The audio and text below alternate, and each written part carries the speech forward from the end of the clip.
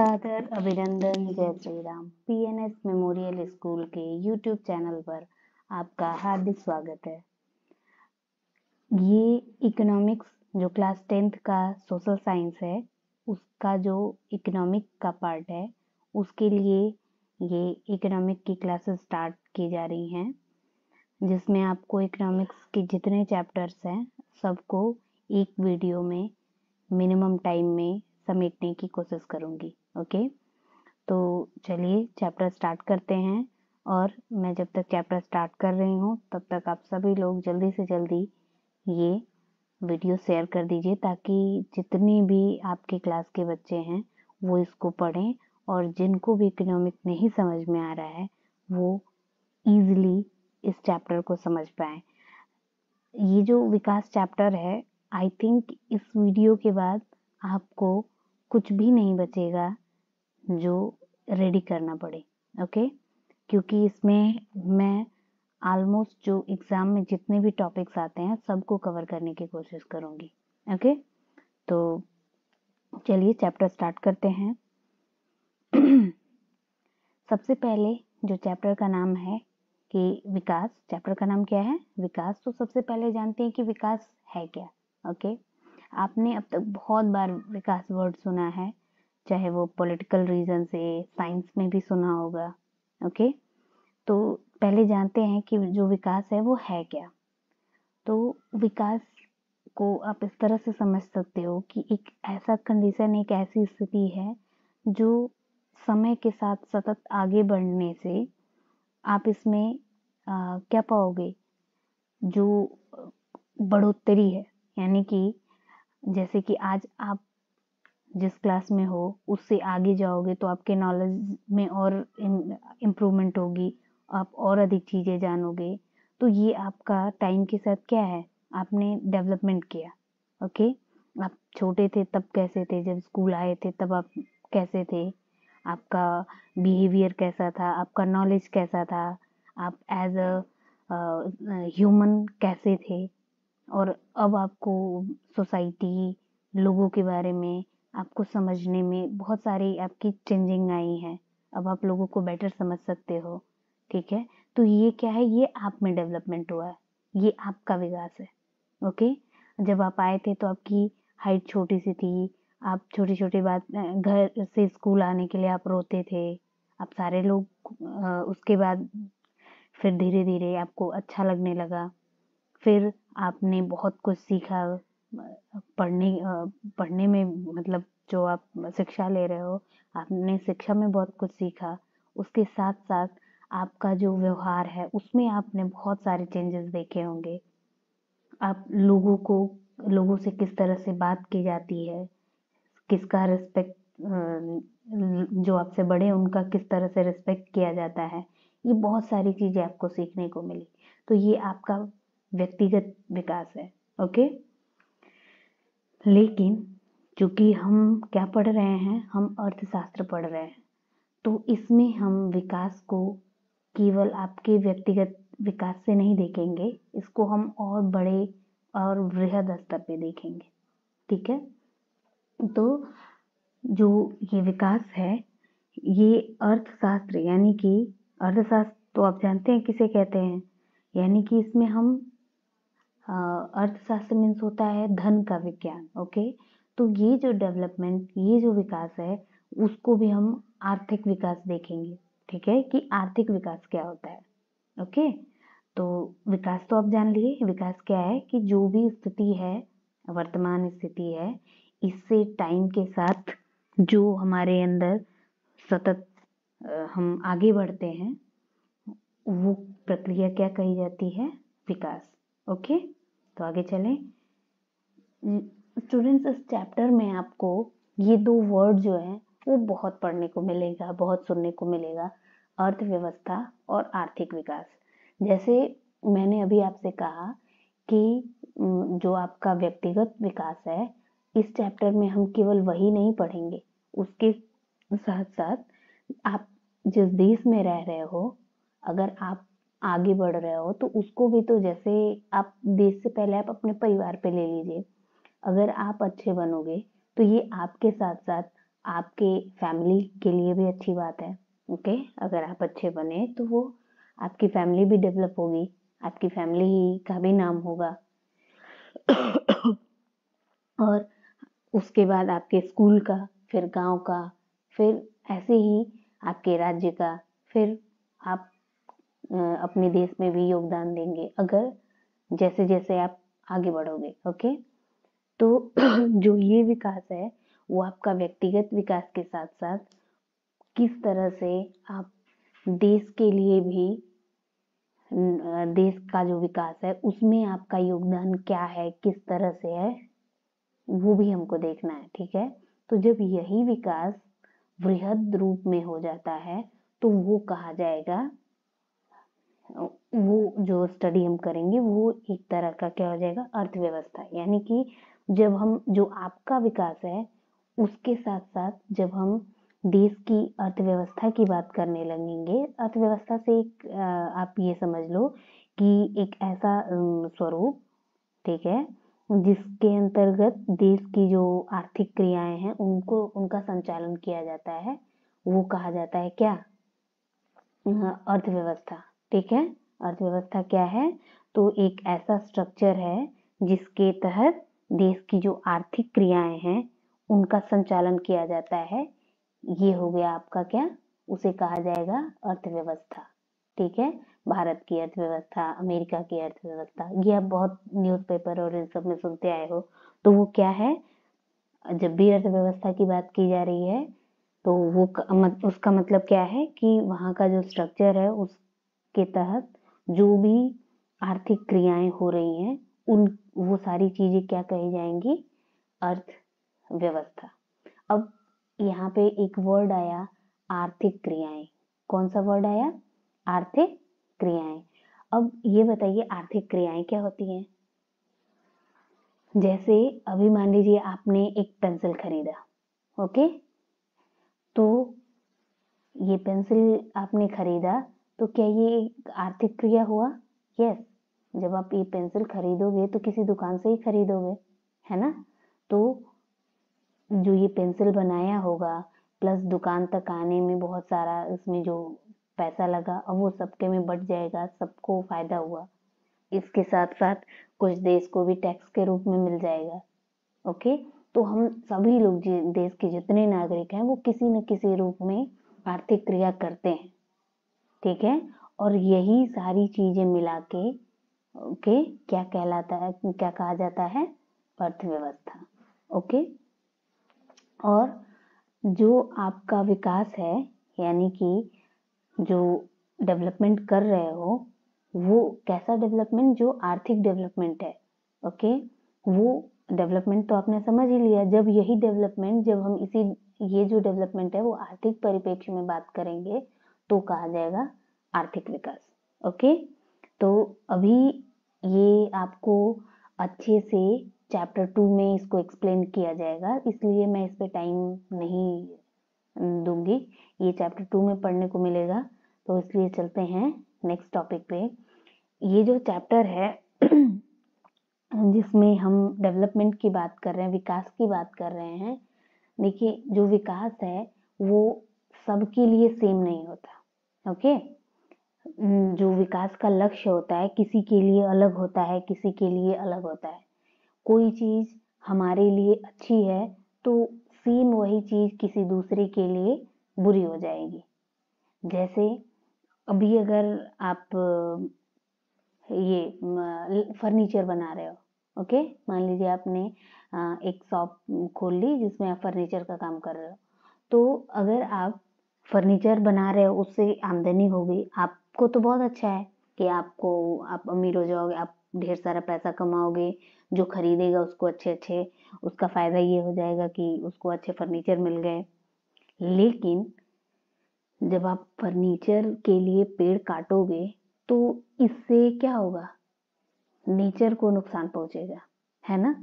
तो आप जिस एरिया से वो पेड़ मंगा रहे हो, वो जो लकड़ी मंगा रहे हो, उस जगह के लिए तो वो क्या है, विनाश है, बर्बादी है। ओके, इसी तरह से जो आप ये बांध वगैरह देखते हो, तो ये क्या है, ये सब डेवलपमेंट की निशानियां हैं, अच्छे रोड, अच्छे जो भी ट्रांसपोर्ट का है, ये जो गाड़ियां चल रही हैं वो आपके लिए बहुत अच्छा है। लेकिन जो ये गाड़ियों से निकलने वाले धुएं हैं, क्या वो हमारे लिए तो छोड़ दो नुकसानदायक हैं ही, ये पशु पक्षियों के लिए सही है? नहीं, उनके लिए क्या है, विनाशकारी। इवन हमारे लिए भी, हमारी हेल्थ के लिए बहुत नुकसानदायक है। ओके, उसके बाद जो ये बांध वगैरह है, तो हम तो ये जिसने बांध बनवाया, ओके, उसकी वजह से लोगों को आने जाने में, सॉरी आने जाने में नहीं, ये तो पुल की बात हो गई, बांध यानी कि उसकी वजह से जो नदी जिस इलाके में पानी की कमी थी, नहर के द्वारा वो पानी चला जाएगा। लेकिन इससे क्या होगा, बांध बनाने के लिए बहुत बड़े एरिया को साफ करके, अगर वहां पे जंगल है तो उन जंगलों को काटना पड़ेगा, ठीक है।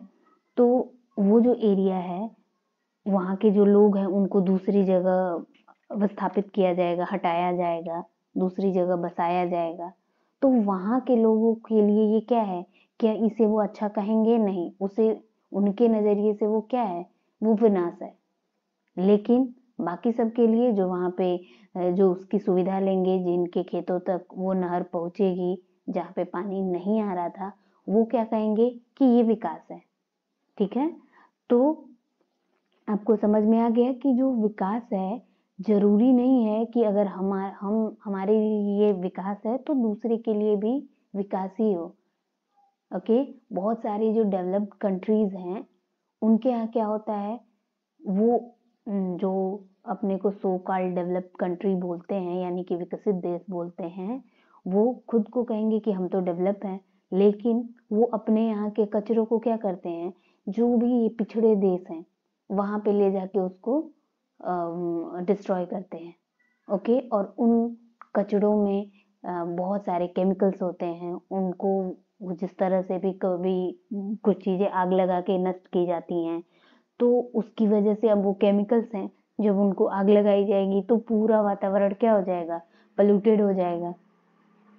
तो इसकी वजह से वहां के लोगों का रहना दूभर हो जाएगा। ओके, तो जिन्होंने वो बड़ी बड़ी फैक्ट्रीज लगाई और उसमें से बहुत सारे प्रॉफिट कमाए, उनके लिए तो ये डेवलपमेंट हो गया। लेकिन जहाँ पे उन्होंने कचरे का निवारण किया, क्या वहां के लोगों के लिए वो डेवलपमेंट है? नहीं। तो इसलिए कभी भी जो हमारे लिए डेवलपमेंट कहा जा रहा है, वो जरूरी नहीं है कि सबके लिए वो डेवलपमेंट ही हो। ओके, जो हमारे लिए विकास है वो किसी और के लिए विनाश भी हो सकता है। जैसे अब देखिए जैसे तो हमने बता दिया, अब नेक्स्ट आपका है कि सभी लोगों के लिए जो विकास के लक्ष्य हैं, ठीक है। जैसे अभी देखिए, अभी कोई अगर गरीब है, ओके, तो उनके लिए विकास करना क्या हुआ कि वो इतना कमा ले कि जो उनकी बेसिक नीड है वो क्या हो जाए, पूरी हो जाए। जैसे अभी कोई मजदूर है, तो वो दिन में इतनी कमाई जरूर करना चाहेगा कि जो उसके खाना है, जो भी उसका एक दिन का खर्चा है, जो दिहाड़ी पे मजदूरी करते हैं, उनका लक्ष्य क्या होता है कि वो एक दिन में इतना कमा लें कि जो रोज का उनका उस दिन का खर्चा है वो निकल जाए, साथ में थोड़ा बहुत सेविंग के लिए आ जाए। बस ये उनका लक्ष्य हो गया। लेकिन क्या जो ये चीज सबके लिए सेम है? ये तो एक मजदूर के लिए हो गया। लेकिन क्या अभी आप अंबानी से पूछेंगे तो उनके विकास का लक्ष्य ये है? नहीं, उनके लिए विकास का जो एम है वो अलग है। अभी देखिए, अब जिस मैंने अभी बात किया, ये जो आप फिगर देख रहे हो कि इसमें एक मजदूर खुदाई कर रहा है, तो इसके लिए ये हो गया आपका, इनका विकास का जो लक्ष्य है वो अलग है।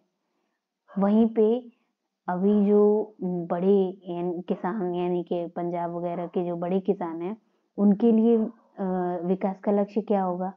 वो तब कहेंगे कि विकास हो रहा है जब उनके जो फसल हैं उसके दाम अच्छे मिले, जैसे गेहूं, धान, तो इसकी प्राइस जो सरकार फिक्स करती है वो सही प्राइस फिक्स करे। तब अगर सही प्राइस मिला तब तो कहेंगे विकास हो रहा है, नहीं तो कहेंगे कि अरे हमारा तो फायदा ही नहीं हुआ। ओके। उसके बाद अभी आप पढ़ाई करके आप अच्छा एजुकेशन आपको मिल गया तो आप क्या कहोगे, क्या आपके लिए इतना ही पर्याप्त होगा जितना एक मजदूर के लिए? नहीं, आपको एक अच्छी जॉब आपका लक्ष्य होगा, ठीक है, ताकि आप इतना कमा सको कि जो आपके घर की स्थिति पहले थी उससे क्या हो जाए, आप उससे और बेटर, अगर आप मिडिल क्लास के थे तो आप अपर मिडिल क्लास के हो जाओ, ठीक है। उसके बाद जो रिच फैमिलीज हैं उनके लिए, मान लो ये जो आपको गर्ल दिख रही है, इसके लिए इसके पास बहुत सारा पैसा है, ये बहुत ही धनी फैमिली से बिलोंग करती है, तो क्या इसके विकास का लक्ष्य कोई जॉब पाना है? नहीं। इसके लिए नॉर्मल कपड़े खरीदना है? नहीं। इनके लिए क्या है कि इस ब्रांड का कोई ड्रेस हो गया तो ये इनका इनका अलग ही लेवल का डेवलपमेंट कहा जाएगा। इनके लिए पार्टीज में, अरे वो तो इस ब्रांड के कपड़े पहने, अरे मैंने तो दूसरा ब्रांड यूज किया, उससे महंगा ब्रांड।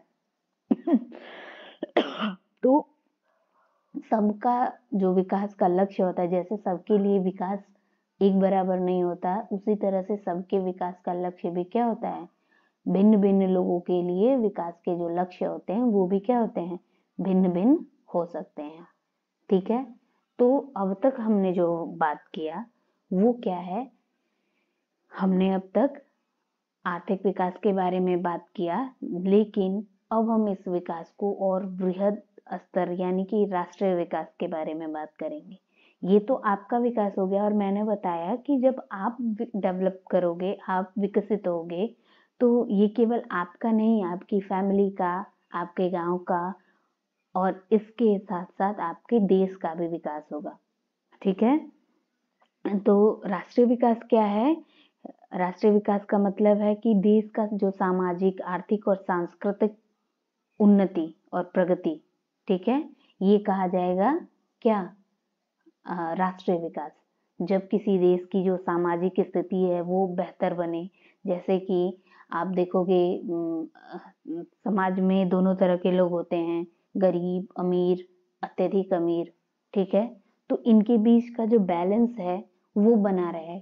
जैसे किसी देश में जो अमीर और गरीब के बीच की खाई है, कि या तो अमीरों की संख्या बढ़ जाए, गरीबों की संख्या बढ़ जाए, इनके बीच का जो अंतर है वो बढ़ जाए, ये अच्छा नहीं होता है, ये बैलेंस्ड होना चाहिए, ठीक है। तो जो सामाजिक स्थिति है उसके साथ साथ मैंने भी आर्थिक स्थिति बताई दिया, और जो सांस्कृतिक विरासत है वो उस दृष्टिकोण से, इन सारी चीजों को साथ लेके जब हम उन्नति और प्रगति करते हैं तो ये जो प्रक्रिया है वो कहा जाएगा राष्ट्रीय विकास, ओके। जो राष्ट्रीय विकास है, मैंने भी कहा कि विकास आप जब से पैदा होते हो तब से लेके आपकी मृत्यु तक कंटिन्यू चलता रहता है, तो उसी तरह से राष्ट्र राष्ट्र तो कभी मरता नहीं है, मरते तो लोग हैं, है ना। तो जो राष्ट्रीय विकास है वो भी एक कंटिन्यूअस चलने वाली प्रक्रिया है, ओके। इसमें जो मानव के जीवन में विभिन्न क्षेत्रों में सुधार और उन्नति को प्राप्त करने की दिशा में होती है, ठीक है। हम कंटिन्यू क्या करते हैं, अभी देखो इंडिया कब फ्री हुआ, भारत को फ्रीडम कब मिला, 1947। 1947 से लेके अब तक भारत ने कितना डेवलपमेंट कर लिया, लेकिन क्या भारत यहीं पे रुक जाएगा? अभी भारत की स्थिति काफी अच्छी हो गई है, लेकिन क्या ये इस पॉइंट पे भारत रुक जाएगा? नहीं, ये कंटिन्यू बढ़ता जाएगा, बढ़ता जाएगा, ओके। तो यही क्या है, राष्ट्रीय विकास है, ये सतत चलता रहता है। ओके, तो चलिए आगे चलते हैं। तो अब हमारा जो नेक्स्ट टॉपिक है कि विभिन्न देश या राज्यों की तुलना कैसे की जाए, कि अब हमने ये तो जान लिया कि विकास होता क्या है, ओके। इसके साथ साथ राष्ट्रों का विकास कैसे होता है ये भी हमने जान लिया, लेकिन अब हम ये कैसे जानेंगे कि कौन सा देश विकसित है, कौन सा विकासशील। थोड़ा सा आप ये जान लीजिए कि विकसित देश और विकासशील देश, जो आर्थिक राष्ट्रीय विकास है, ये हर देश जो ये डेवलपमेंट करता है, तो जो एक ये देश है, इनको 3 कैटेगरी में पहले रखा जाता था, अब 2 है।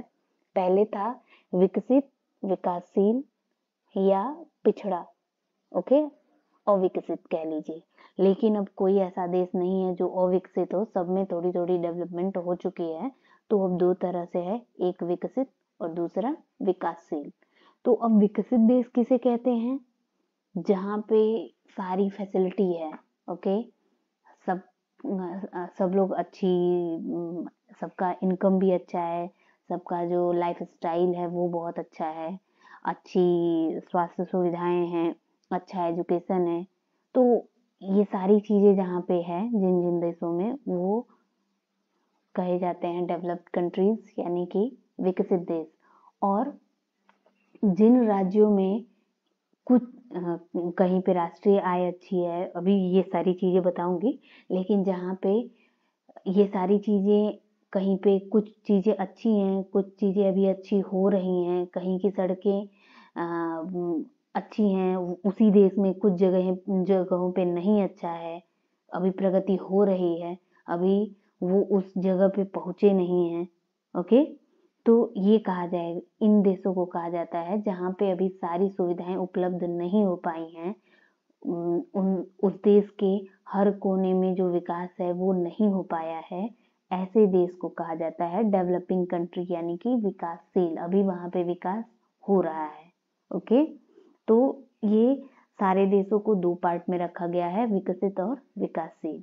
तो अब इस टॉपिक में हमको यही जानना है कि हम कैसे ये पता करेंगे कि ये देश विकसित है और ये देश विकासशील है, ओके। तो इसके लिए ये जो 3 पॉइंट्स यहाँ पे है, राष्ट्रीय आय, ओके, औसत आय अथवा प्रति व्यक्ति आय और मानव विकास सूचकांक, ये जो तीनों पॉइंट्स हैं, ओके, ये इम्पोर्टेंट होता है। इसी के थ्रू हम जानते हैं कि कौन सा देश किस कंडीशन में है, ओके।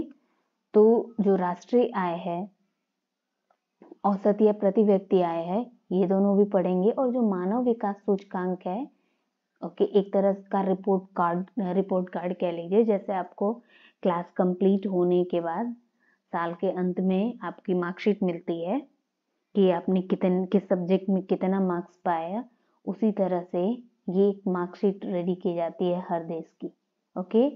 तो वो मार्कशीट, जैसे आपके सब्जेक्ट्स होते हैं हिंदी, इंग्लिश, मैथ वगैरह वगैरह, उसी तरह से इसके भी कुछ पॉइंट्स होते हैं, जिसमें से मुख्य रूप से हैं शिशु मृत्यु दर, साक्षरता दर, निवल उपस्थिति अनुपात। इसके बाद एक और चीज है, वो है जीवन प्रत्याशा। यहाँ पे छूट गया है, अगर नेक्स्ट में होना चाहिए शायद, जीवन प्रत्याशा। तो इन सारी चीजों के बेस पे मानव विकास सूचकांक, यानी कि ह्यूमन डेवलपमेंट इंडेक्स, ये रेडी होता है, ओके। तो जिसको जितने पॉइंट्स मिलते हैं उसी क्रम में रखा जाता है, और इससे ये पता चलता है कि कौन सा देश विकसित है, कौन सा देश विकासशील है, ओके। तो चलिए, सबसे पहला जो पॉइंट है, यानी कि राष्ट्रीय विकास, इसको जानते, सॉरी, राष्ट्रीय आय, ये क्या है, ओके। तो सबसे पहले आय तो आप जानते ही होंगे, इनकम, यानी कि जैसे आप अगर नौकरी करोगे तो आपको लास्ट जो सैलरी है जितनी मिलती है, उसे आप कहोगे कि ये आपकी आय है। अगर कोई किसान है तो वो खेती किए, जो अनाज पैदा हुआ उसको उन्होंने बेचा, तो जितना उनको मिला वो उनकी आय हो गई, ओके। तो इसी तरह से जब हम ये सारी आर्थिक गतिविधियां कर रहे हैं, तो हमने बताया कि अगर हम आर्थिक गतिविधि कर रहे हैं तो वो देश की भी आर्थिक गतिविधि कही जाएगी, ओके। जो हमारी आय है, क्योंकि देश लोगों से ही तो मिलके बना है, तो जो हमारी इनकम है वो कहीं वही ऐड होगा। अभी हम व्यक्तिगत रूप से देखेंगे तो केवल हमारी, और जब सारे लोगों का मिला दिया जाएगा तो वो कहा जाएगा राष्ट्रीय आय। अब देश में बहुत सारे लोग हैं, सबकी इनकम जो है अलग अलग है, तो कैसे डिसाइड होगा कि राष्ट्रीय आय क्या है? ये प्रॉब्लम है ना। तो एक पर्टिकुलर ईयर में, ठीक है, जो उत्पत्ति के सभी साधन हैं वो एक वर्ष में जो पारिश्रमिक प्राप्त होता है उन सब के योग को क्या कहा जाता है? राष्ट्रीय आय। अब यहाँ पे उत्पत्ति के सभी साधनों को एक कोई भी फिक्स ईयर ले लीजिए, जैसे अभी खत्म हुआ आपका 2023। तो एक बात ध्यान में रखिए कि 2023 खत्म हुआ तो ये इकोनॉमिक का ईयर नहीं है। इकोनॉमिक का ईयर, आर्थिक वर्ष क्या कहा जाता है? आर्थिक वर्ष आपका शुरू होता है कब से? 1 अप्रैल से 31 मार्च तक। ये जो समय होता है इसको कहते हैं इकोनॉमिक ईयर। जैसे आपको अंग्रेजी महीने का न्यू ईयर कब स्टार्ट होता है? 1 जनवरी को, और लास्ट डे कब होता है? 31 दिसंबर को। तो अगर कभी आपसे कोई पूछे कि आर्थिक वर्ष या वित्तीय वर्ष किसे कहते हैं, तो ये कब से शुरू होता है? तो जो वित्तीय वर्ष है वो 1 अप्रैल से स्टार्ट होता है और 31 मार्च को खत्म होता है। ये आपका हो गया वित्तीय वर्ष। ओके, तो किसी एक वित्तीय वर्ष में जो भी उत्पत्ति, जितनी भी उत्पत्ति हुई रहती है, ओके, वो सबको जोड़ दिया जाए तो वो कहा जाता है राष्ट्रीय आय। ओके, जैसे कि एक मान लीजिए एक किसान है, किसान ने एक साल में जितना फसल उगाए, मतलब मान लो एक फसल को आप ले लो, गेहूं को ही ले लो, तो गेहूं को उगाया प्लस किसी फैक्ट्री में ढेर सारे सामान बने तो उस सामान का जो मूल्य है वो हो गया, ठीक है। तो इन सब को जोड़ के कुछ जो आएगा वो राष्ट्रीय आय कहा जाएगा। थोड़ा सा इसमें और भी बहुत कुछ समझना है आपको, थोड़ा सा क्या काफी कुछ समझना है। देखिए कई बार क्या होता है, हम अगर गेहूं खरीद रहे हैं, ठीक है, अब गेहूं का बहुत सारा यूज है, हमने गेहूं खरीद लिया तो किसान को गेहूं का वो फिक्स पैसा मिल गया। अब वो गेहूं जाएगा तो फैक्ट्री में गया तो मान लीजिए उससे ब्रेड बन गया, बिस्किट बन गया, तो अब हम बिस्किट का भी पैसा जोड़ेंगे, गेहूं का भी पैसा जोड़ेंगे और ब्रेड बना तो ब्रेड का भी पैसा जोड़ेंगे। लेकिन ये बताइए कि जो ब्रेड का प्राइस डिसाइड हुआ होगा, मान लीजिए मेरे पास एक ब्रेड की फैक्ट्री है, तो हमने गेहूं 10 किलो खरीदा, ओके। अब 10 केजी मैंने गेहूं खरीदा, तो जब भी मैं अपना ब्रेड बना के रेडी करूंगी तो उसका मैं मूल्य कैसे निर्धारित करूंगी? जो भी हमने बेसिक इंग्रेडिएंट उसमें डाले हैं, प्लस जो हमने मशीन यूज किया है, प्लस जो हमारा एक दिन का जो टाइम गया उसको बनाने में, ये सारी चीजें हम उसमें ऐड करेंगे। फिर हम उसको बनाने में कितने लोगों को रखे हैं, उनको सैलरी दे रहे हैं, तो ये सारी चीजें हम इंक्लूड करेंगे, है ना। तो एक चीज आप देखोगे कि जो गेहूं का प्राइस है, अगर हम राष्ट्रीय आय काउंट कर रहे हैं तो उसमें हमने क्या किया, गेहूं का भी पैसा ऐड किया, किसान को जो मिला तो वो भी पैसा ऐड किया। अब ब्रेड वाला जब ब्रेड का पैसा बना रहे तो उसमें भी वो गेहूं का पैसा ऐड किया है। तो इसीलिए जब राष्ट्रीय आय काउंट की जाती है तो अंतिम उत्पादित वस्तु जो होती है, यानी कि एक चीज से जो अंतिम, जैसे मान लो गेहूं से ब्रेड बना या सूजी बना या आटा बना, जो अंतिम रूप से हम उपभोग कर रहे हैं उसके मूल्य को काउंट किया जाएगा। ओके, तो राष्ट्रीय आय क्या है? जो उत्पत्ति किसी एक फिक्स ईयर में उत्पत्ति के सभी साधनों द्वारा जो पारिश्रमिक प्राप्त होता है वो उनके योग को क्या कहते हैं? राष्ट्रीय आय। आई थिंक आपको राष्ट्रीय आय अच्छे से समझ में आ गई होगी। ओके, अब चलिए जानते हैं औसत आय, जिसको प्रति व्यक्ति आय और इंग्लिश में पर कैपिटा इनकम कहते हैं। ओके, तो औसत आय अथवा प्रति व्यक्ति आय किसे कहते हैं ये जान लेते हैं, ठीक है। तो जो प्रति व्यक्ति आय है या औसत आय है, ये कैसे निकालते हैं या किसे कहते हैं? तो जो प्रति व्यक्ति आय से आशय उस आय से है जिससे देश के प्रत्येक नागरिक के औसत आय का अनुमान लगाया जाता है।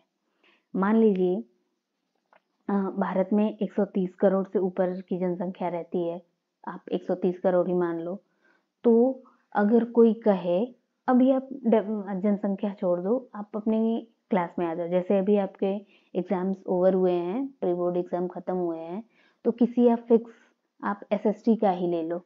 अगर आपसे कोई कहे कि या अभी कोई टीचर पूछे कि आपके क्लास में एसएसटी में औसत नंबर क्या है, तो आप कैसे निकालोगे? इसके लिए क्या करोगे? क्लास में जितने स्टूडेंट्स हैं सबके मार्क्स को आप ऐड कर लोगे। औसत का फार्मूला यही होता है ना कि total divided by total number.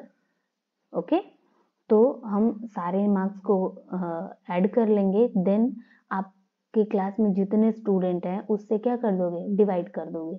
तो इस तरह से क्लास का क्या निकल जाएगा?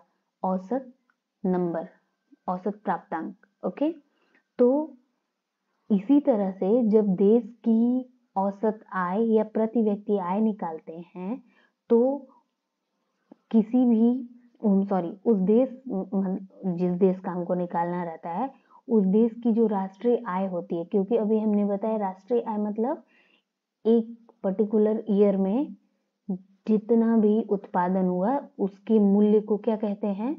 राष्ट्रीय आय। तो हम राष्ट्रीय आय ले लेंगे और उस देश की जो जनसंख्या है, ओके, वो उससे हम उसको डिवाइड कर देंगे। तो इस तरह से आ जाएगा आपका क्या? औसत आय अथवा प्रति व्यक्ति आय अथवा पर कैपिटा इनकम। ओके, लेकिन जो औसत आय अथवा प्रति व्यक्ति आय है, केवल यही डेवलपमेंट का आधार नहीं बन सकता। बहुत सारे ऐसे देश हैं जिनकी जो पर कैपिटा इनकम है बहुत ज़्यादा है, लेकिन वो डेवलप्ड कंट्री नहीं कहे जाती। जैसे जितने भी ये अरब कंट्रीज हैं, वहाँ पे देखोगे उनकी जो पर कैपिटा इनकम है वो बहुत ज़्यादा है। क्यों? क्योंकि आप जानते हो वो वहाँ पे ऑयल निकलता है, तो इसकी वजह से उनका पर कैपिटा इनकम, और वहाँ पे पॉपुलेशन बहुत कम है। तो आपको पता है कि अगर किसी भी भिन्न का, मैथ में जानते हो ना, कि अगर किसी भी अंश का हर जितना कम होगा, ओके, तो रिजल्ट उतना ही क्या होगा? बड़ा आएगा, अधिक आएगा। और जैसे जैसे ये हर बढ़ेगा वैसे वैसे जो आपका रिजल्ट है वो भी आपका क्या होगा? कम होता जाएगा। ठीक है ना? तो जो सॉरी जो अरबियन कंट्रीज हैं वहाँ पे आप देखोगे तो जो उनका राष्ट्रीय आय है, यानी जो उनका ये अंश है, ये बहुत ज़्यादा होता है और उनकी जनसंख्या बहुत कम है। तो इस वजह से जो रिजल्ट होता है वो अधिक आता है। पर कैपिटा इनकम उनका आप देखोगे अमेरिका वगैरह से भी बहुत ज़्यादा होता है, लेकिन वो डेवलप्ड कंट्री नहीं कहे जाते हैं, वो डेवलपिंग कंट्री हैं। क्यों? क्योंकि वहाँ पे जो अदर किसी देश को विकसित मानने के जो अदर, यहाँ पे मैंने आपको बताया ना कि जो अदर जो ऑप्शंस हैं उसमें वो पीछे हो जाते हैं। ओके, तो इसलिए हमको और भी चीजें देखना होता है। जरूरी नहीं है कि जिस देश का पर कैपिटा इनकम अधिक हो वो देश क्या होगा? डेवलप ही होगा। इसलिए हमको जो ह्यूमन डेवलपमेंट इंडेक्स है, एचडीआई है, उसको हम देखते हैं। जिसका ये इंडेक्स में पोजीशन अच्छी होती है उन देशों को डेवलप कहते हैं, और जिनकी पोजीशन अच्छी नहीं होती वो होते हैं डेवलपिंग। ओके, चलिए जानते हैं कि मानव विकास सूचकांक में क्या क्या होता है और वो पता कैसा चलता है। ओके, तो जो पहले जान लेते हैं कि मानव विकास सूचकांक है क्या। तो ये संयुक्त राष्ट्र विकास कार्यक्रम यूएनडीपी द्वारा हर साल जारी किया जाता है। जैसे मैंने बताया कि रिपोर्ट कार्ड जारी किया जाता है। इसमें क्या क्या शामिल होता है? तो जीवन प्रत्याशा शामिल होती है, एजुकेशन शिक्षा शामिल होती है, इनकम के जो मानक होते हैं उनके आधार पर क्या प्रकाशित किया जाता है? एचडीआई। किसके द्वारा? तो देखिए यहाँ पे इम्पोर्टेंट क्वेश्चन ये है कि जो मानव विकास सूचकांक किसके द्वारा जारी किया जाता है? तो यूएनडीपी। यूएनडीपी मतलब संयुक्त राष्ट्र विकास कार्यक्रम। यानी कि जो यूएनडीपी है वो एसडीआई को जारी करती है हर साल। ओके, उसका आधार क्या होता है? तो जीवन प्रत्याशा, शिशु मृत्यु दर, साक्षरता दर और निवल उपस्थिति अनुपात, निवल उपस्थिति अनुपात। तो आइए चलिए जानते हैं कि जीवन प्रत्याशा क्या होता है, शिशु मृत्यु दर क्या होता है, साक्षरता दर क्या होता है और निवल उपस्थिति अनुपात। देखिए ये बहुत इंपॉर्टेंट है। अब तक हमने जो बताया वो समझना जरूरी था, लेकिन उसके साथ साथ अब आपको ये भी जानना है, क्योंकि आपके एग्जाम में सीधे सीधे डेफिनेशन भी पूछ देता है। ओके, तो ये आप ध्यान से याद करते हुए देखेंगे। तो जीवन प्रत्याशा एक तरह से किसी भी देश के लोगों का औसत जीवन काल है। ओके, कि आप देखोगे भारत के जो लोग हैं उनका औसत जीवन काल 60-65 माना जाता है। यानी कि जिस तरह से देखिए, औसत मतलब ये नहीं है कि सब लोग 60 से 65 में मर ही जाते हैं, ऐसा नहीं है। कोई 80 भी चला गया, कोई 100 भी चला गया, कोई 40 में ही किसी की डेथ हो गई, किसी की 30 साल में ही डेथ हो गई। ओके, तो इसीलिए औसत आपने देखा, कोई जैसे अभी हम क्लास का बता रहे थे मार्क्स का, तो किसी का 10 नंबर, किसी का 20 नंबर, किसी को पूरे 30 मार्क्स आ गए। तो यहाँ पे सबके मार्क्स अलग हैं, लेकिन जब औसत देखा जाएगा तो वहां पे एक ही से हम सबको करेंगे कि औसतन सबका इतना आ जा रहा है। ओके, तो उसी तरह से जो जीवन प्रत्याशा है, देश में जितने लोग रह रहे हैं, ओके, वो उनका औसत है कि कितना, हर देश का अलग अलग होता है कि इस देश में जैसे आप जिस देश में डेवलप जो हो चुके हैं वहां पे प्रॉपर न्यूट्रिशन मिलेगा, तो इससे उनको बीमारी कम होगी तो वो लंबे टाइम तक जिएंगे, तो इससे उनका जो जीवन काल होगा वो ज्यादा होगा। तो जहाँ के लोग ज्यादा जीवित रहते हैं, ज्यादा जिनका जीवन काल होता है, जिनका औसत जीवन काल ज्यादा होता है, वो ह्यूमन इंडेक्स, डेवलपमेंट इंडेक्स है उसमें ऊपर हो जाएंगे। ओके, तो ये हो गया आपका जीवन प्रत्याशा, यानी कि जो औसत जीवन काल है। जीवन प्रत्याशा मतलब किसी देश का के व्यक्तियों का औसत जीवन काल, यानी कि वहां के लोग औसतन कितना जिंदा रहते हैं, कब तक जिंदा रहते हैं। ओके, नेक्स्ट है आपका शिशु मृत्यु दर। तो देखिए, किसी भी देश में एक वर्ष जैसे बच्चे पैदा हुए, 1000 बच्चों का हम मान लेते हैं, तो प्रति 1000 जीवित जन्मे बच्चों पर जब वो जन्म लिए उससे 1 साल के अंदर जितने बच्चे क्या हो जाते हैं, मर जाते हैं, इनके अनुपात को कहा जाता है शिशु मृत्यु दर। क्या कहते हैं? शिशु मृत्यु, सॉरी, जो मर जाते हैं नहीं, जो जितने जीवित बचते हैं। जैसे मान लीजिए कि इस साल 1000 बच्चों ने जन्म लिया और 1000 में से 1 साल के अंदर 10 बच्चे मर गए। ओके, तो जो शिशु मृत्यु दर होगा वो क्या होगा? 10 बच्चे मरे यानी कि 990, उसमें किससे डिवाइड किया जाएगा? 1000 से। ओके, तो जो ये दर है, यानी कि प्रति 1000 पे 1 साल के अंदर जितने बच्चे पैदा हुए हैं, उसमें जो जिनकी मृत्यु हो गई उनको माइनस कर दीजिए, तो जो जीवित जन्मे बच्चों की जो संख्या है, ये जो इनका दर है, इसे कहा जाता है शिशु मृत्यु दर। ओके, तो अब नेक्स्ट है साक्षरता दर। ओके, साक्षरता दर क्या होता है?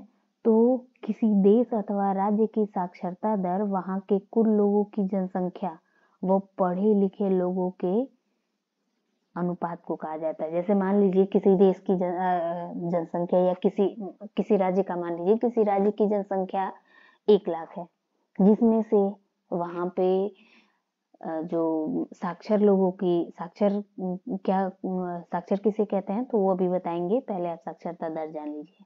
तो वहां पे जो साक्षर लोगों की संख्या है वो 1 लाख लोग हैं, तो उसमें 50,000 लोग साक्षर हैं, 50,000 लोग साक्षर नहीं है। या फिर वहाँ पे 50,000 बहुत कम हो जाएगा, आप इसे और इंक्रीज कर लीजिए 80,000। मान लीजिए 1 लाख लोग हैं तो उसमें 80,000 लोग साक्षर हैं, बाकी के जो 20,000 लोग हैं वो साक्षर नहीं है।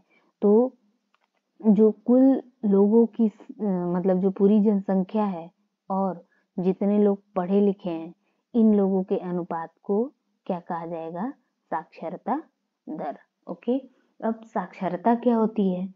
तो देखिए मैं भारत के अकॉर्डिंग बता रही हूँ। भारत में साक्षर यानी कि जिनको अक्षरों का साक्षर यानी कि जिनको अक्षरों का ज्ञान हो, उसे कहा जाएगा साक्षर। यानी कि समझिए भारत में जो सिग्नेचर करता है वो साक्षर है, और जो जिनको बिल्कुल अक्षरों का ज्ञान नहीं यानी जो अंगूठा लगाते हैं वो निरक्षर कहे जाते हैं। ओके, तो साक्षर वर्ड समझ में आ गया? यस। अब नेक्स्ट है निवल उपस्थिति अनुपात, यानी कि जो शिक्षा है। अब ये निवल उपस्थिति अनुपात से आपको नहीं समझ में आ रहा है, अभी जब इसको बताएंगे तब समझ में आ जाएगा। तो भारत में जो प्राथमिक स्तर की जो निवल उपस्थिति अनुपात यानी कि 14 से 15 वर्ष की आयु के स्कूल जाने वाले कुल बच्चों का उसी वर्ग के कुल बच्चों के साथ प्रतिशत निकालकर प्राप्त किया जाता है। जैसे इसका मतलब क्या हुआ कि कुल जितने बच्चे हैं, ओके, जितने बच्चे हैं कब से कब तक? तो 14 से 15 वर्ष के।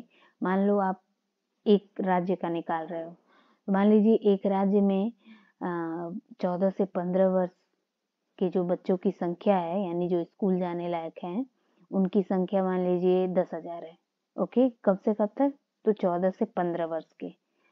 उसमें से स्कूल कितने जाते हैं, स्कूल में कितने उपस्थित होते हैं, उनकी संख्या 10,000 है और स्कूल उसमें से केवल 8,000 लोग जाते हैं। तो जो ये अनुपात है कि 14 से 15 वर्ष की आयु के सभी बच्चे और स्कूल जो नहीं जा रहे हैं उनको माइनस कर दीजिए, ठीक है? तो जो ये अनुपात है ये कहा जाएगा निवल उपस्थिति अनुपात। समझ में आया? तो चलिए नेक्स्ट जो इस चैप्टर का पॉइंट है, उससे पहले आप ये जान लीजिए, जो ये तो हो गया, यही सारे जो पॉइंट्स हैं इन्हीं के बेस पे तैयार करता है कौन?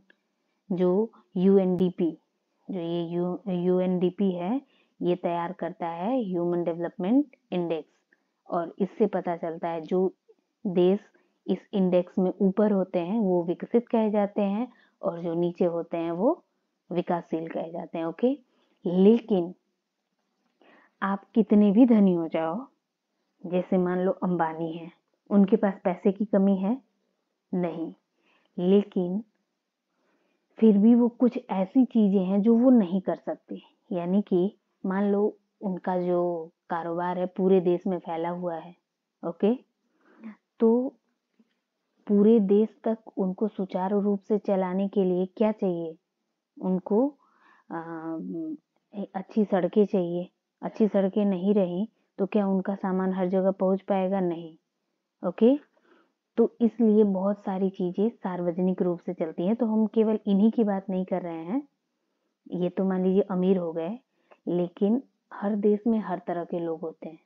ओके, तो कुछ तो सबको खुद करना होता है, उसके साथ साथ कुछ वहाँ की जो सरकार होती है उसकी रिस्पॉन्सिबिलिटी होती है। ओके, जैसे कि हर देश का हर बच्चा एजुकेशन प्राप्त करे, ये देखना गवर्नमेंट की रिस्पॉन्सिबिलिटी है। सभी लोगों तक अच्छा स्वास्थ्य सब पहुँचे, सबको स्वास्थ्य सुविधाएं उपलब्ध हो, ये सुनिश्चित करने का काम किसका है? देश का, ये सरकार का। इसके बाद सभी लोग पोषण युक्त खाना खा रहे हैं कि नहीं खा रहे हैं, ये भी देखना किसका काम है? गवर्नमेंट का, सरकार का। ओके, तो इसके लिए बहुत सारी सार्वजनिक सुविधाएं चलाई जाती हैं जो हम हमेशा हर चीज अपने पैसे से हम नहीं खरीद सकते। ओके, तो जो ये बेसिक चीजें हैं जैसे कि शिक्षा, तो आप शिक्षा देखोगे, सबको शिक्षा मिले इसलिए क्या किया जाता है? आप बहुत सारे गवर्नमेंट स्कूल देखेंगे, सबको जो कि सब लोग, जो औसत आय है उसमें अंबानी की भी आय जुड़ी हुई है और बहुत जो कम कमाते हैं, ओके, उनकी भी आय जुड़ी है। तो अब बताइए, अंबानी की तुलना हम जो बहुत कम कमाते हैं उनसे तो नहीं कर सकते। बहुत सारे ऐसे लोग हैं जो अभी भी उनके पास इतना पैसा नहीं होता कि वो हॉस्पिटल में जाके प्रॉपर इलाज करा सके, ओके। तो इसलिए जगह जगह पे क्या है, गवर्नमेंट हॉस्पिटल खोले गए हैं, अच्छी सबको शिक्षा मिल सके। जो शिक्षा नहीं ले सकते, जिनके पास इतना पैसा नहीं है कि वो शिक्षा ले सके, इसलिए उनके लिए फ्री एजुकेशन गवर्नमेंट देती है सरकारी स्कूलों में, ओके। सब तक अच्छी स्वास्थ्य सुविधा पहुंचे, इसके लिए आप देखोगे सरकारी हॉस्पिटल होते हैं जिसमें मिनिमम पैसे पे उनको स्वास्थ्य सुविधाएं मिलती हैं। उसके बाद सबको अच्छा भोजन मिले, ओके। इसका ये भी सुनिश्चित सरकार करती है, किसके माध्यम से, वितरण प्रणाली, यानी कि जो आप राशन मिलता होगा आप लोग को, तो आप लोग जान रहे होंगे उसमें सारी चीजें मिलती है। तो ये सिर्फ इसीलिए ताकि देश की सभी लोग क्या हो सके, उचित खाना खा सके, उचित पोषण ले सके, ताकि वो राष्ट्र के हित में कार्य कर सके, राष्ट्रीय डेवलपमेंट, राष्ट्रीय विकास में अपना योगदान दे सके। क्योंकि जब तक हम अच्छा पोषण, अच्छा खाना नहीं लेंगे, तब तक समझिए हम देश के लिए क्या है। ये आपने 9th में पढ़ा होगा कि जो लोग हैं वही देश की क्या है, वास्तविक संसाधन है, ओके। क्योंकि इनके बिना हम कोई भी देश आगे बढ़ ही नहीं सकता। इसलिए लोगों को सबसे पहले हेल्दी एजुकेटेड रखना होगा। इसके लिए ये पौष्टिक भोजन बहुत जरूरी है, जो सरकार सुनिश्चित करती है। जो बहुत गरीब हैं, जो अपने दम पे अच्छा खाना नहीं खा सकते, तो सरकार उन्हें कम से कम दाम में या एकदम से फ्री पहुंचाती है। हमारे यहाँ यानी कि यूपी में आप देखोगे फ्री राशन मिलता है ना। अब देखिए, हमने विकास की, अब तक विकास विकास बहुत बोला, ओके। आपने ये भी देखा कि बहुत लोग विकास सबके लिए अलग अलग है, ओके।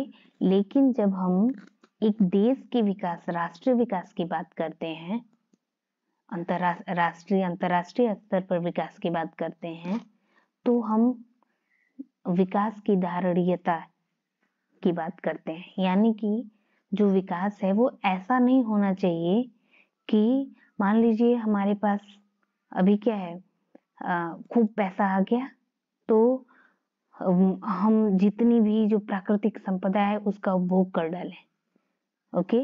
देखिए, हम यहाँ पे आए हुए हैं, हम डेवलपमेंट के लिए, नेचर हमको बहुत सारी चीजें फ्री में देती है। पानी हो गया, है ना, पानी नेचर ने हमको फ्री में दिया है। तो जो ये ऑक्सीजन है, जो हवा है, ये हमको फ्री में मिला है। वैसे तो फ्री में कुछ भी नहीं मिलता, क्योंकि जब तक हम सांस छोड़ेंगे नहीं, सांस हम ले नहीं सकते, तो फ्री में कुछ भी नहीं होता। फिर भी ये नेचर ने प्रचुर मात्रा में हमको दिया हुआ है। लेकिन ये नेचर ने हमको अपव्यय करने के लिए नहीं दिया है, इसका उचित उपयोग और सीमित उपयोग के लिए दिया है ना। हम क्या हैं, हम बस एक फिक्स टाइम के लिए हैं। समझिए, एक तरह से हम पे ये रिस्पॉन्सिबिलिटी है कि हम इन चीजों का उपयोग करें, और इसके साथ साथ जो नेक्स्ट जनरेशन आने वाली है उनके लिए भी इसको क्या करें, बचा के रखें, ओके। तो अब देखिए, शुरू में जो ये जितने भी डेवलप्ड कंट्री स्टार्टिंग की हैं, वो अंधाधुंध डेवलपमेंट की और बहुत नुकसान पहुंचाई नेचर को। विकास, ऐसा विकास की कि नेचर को बहुत नुकसान पहुंचा।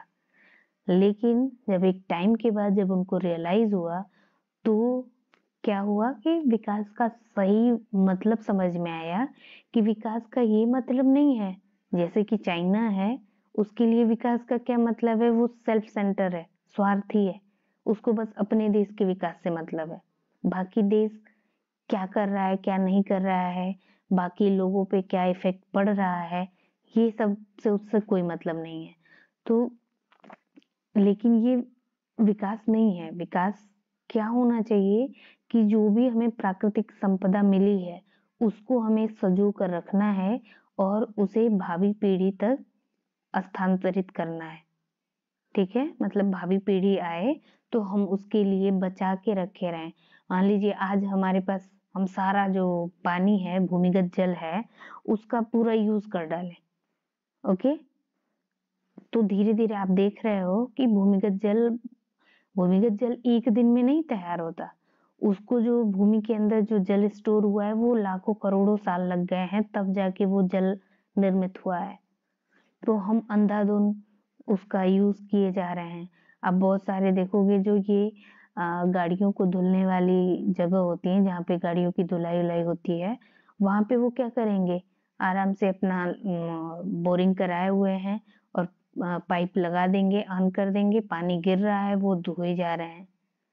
अरे जब आपका काम बंद है तो वहां पे आप उसे बंद करिए, बिना मतलब का कहीं पे भी पानी का वेस्ट नहीं करना चाहिए।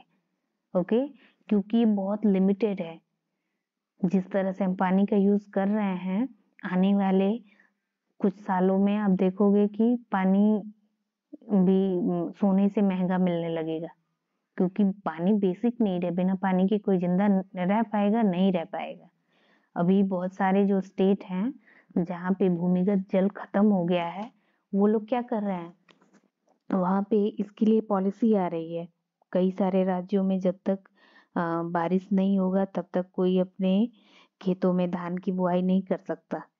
अभी तमिलनाडु को देख लीजिए, तो वहां पे हर घर में क्या सुनिश्चित किया गया है कि आपको ऐसा छत बनाना है जो वर्षा के जल को संरक्षित कर सके, क्योंकि वहां पे भूमिगत जल बहुत कम हो गया है या कहीं कहीं पे खत्म हो गया है।